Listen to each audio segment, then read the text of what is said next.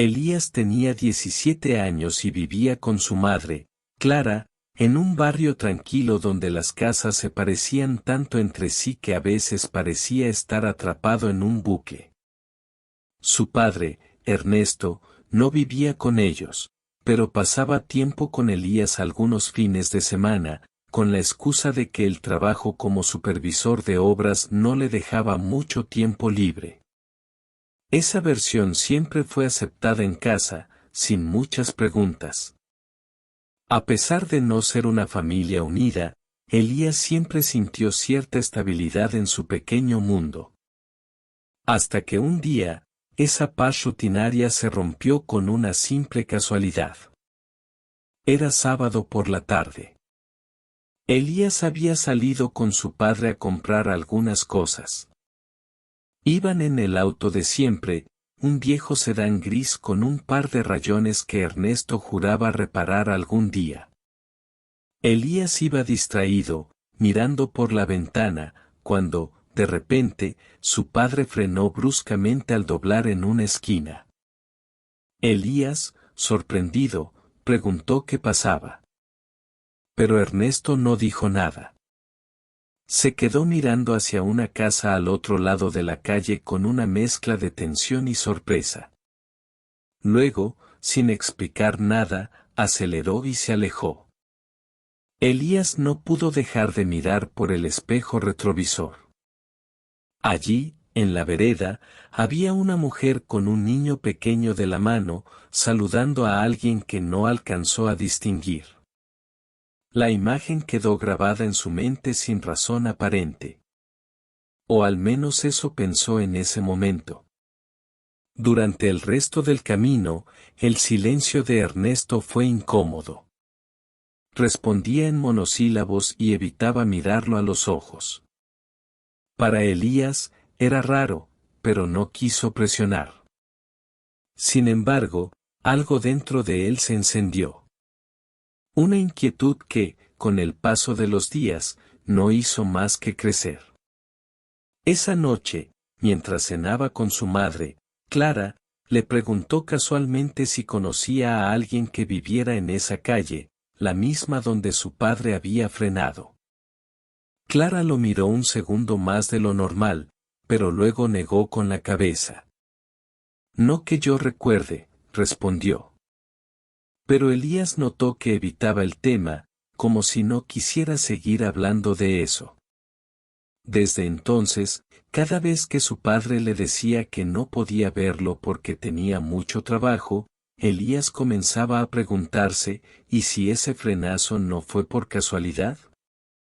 ¿Y si había algo más? Una semana después, Elías regresó solo a aquella calle. Caminó despacio, observando las casas.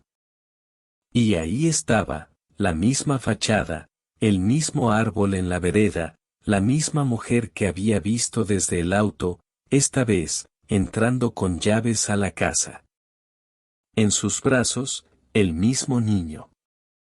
Y en la entrada, estacionado, el sedán gris de su padre. Elías sintió cómo se le encogía el pecho. El auto de su padre estaba ahí, frente a esa casa. No había margen para la duda. Caminó una cuadra más y se detuvo, respirando agitadamente. No sabía si tenía miedo, rabia o una mezcla de todo. Miró la hora. Las 4:30 de la tarde. Ernesto le había dicho que ese día tenía una reunión urgente en el centro. Otra mentira. Por un instante pensó en tocar la puerta, en enfrentarlo allí mismo. Pero algo lo detuvo. Quizás fue el niño, que apareció otra vez en el porche, corriendo con una pelota, mientras la mujer, ahora más visible, salía a llamarlo con una sonrisa cálida. Una imagen casi idéntica a la de su infancia. Tan parecida, que dolía. Volvió a casa sin decir nada. Esa noche apenas cenó y no pudo dormir. Algo dentro de él se había roto. Al día siguiente, sin pensarlo demasiado, volvió a esa casa, pero esta vez con el celular en mano.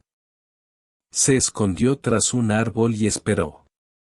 No tardó mucho en ver a su padre salir por la puerta, esta vez con una camisa diferente y un pequeño bolso al hombro. Besó a la mujer en la mejilla, le acarició la cabeza al niño, y subió al auto como si nada. Elías grabó todo. No sabía para qué. Quizás necesitaba pruebas, quizás necesitaba convencerse de que no estaba exagerando. Porque una cosa era sospecharlo, y otra, verlo. Durante días guardó silencio. No sabía cómo decírselo a su madre. Tampoco sabía si realmente quería hacerlo. Su mente se llenaba de preguntas, ¿desde cuándo? ¿Su madre lo sabía? ¿Cuál de las dos familias era la verdadera?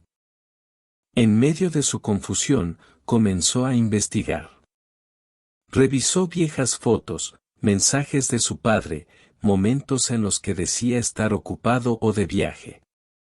Todo encajaba como piezas de un rompecabezas que él nunca supo que estaba armando.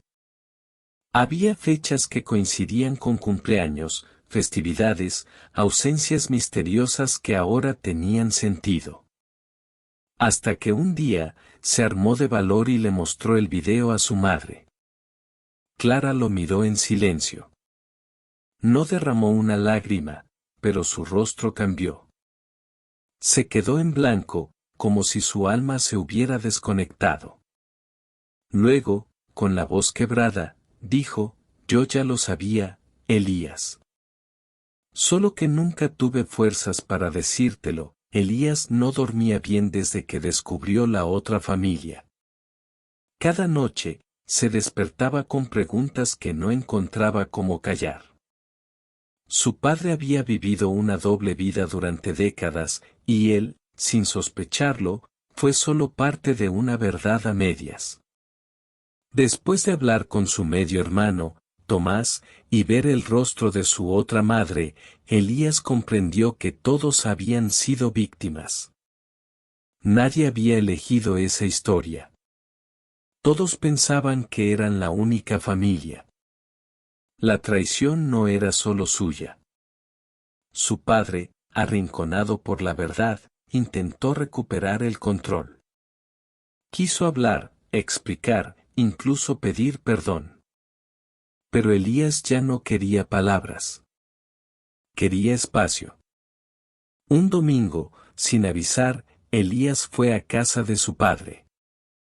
Llevaba una carta. No la escribió para herir, sino para cerrar. Decía que lo perdonaba, pero no como un acto de compasión, sino como una forma de liberarse. No podía vivir atado a la mentira de otro. Al salir de la casa, sintió el viento en el rostro. Por primera vez en semanas, no sentía rabia, ni tristeza. Solo vacío, y una extraña paz. Ese día, entendió que hay verdades que duelen, pero también enseñan. Y que a veces, perdonar es el único camino para no quedarse atrapado en un pasado que no elegiste. Dale like y suscríbete.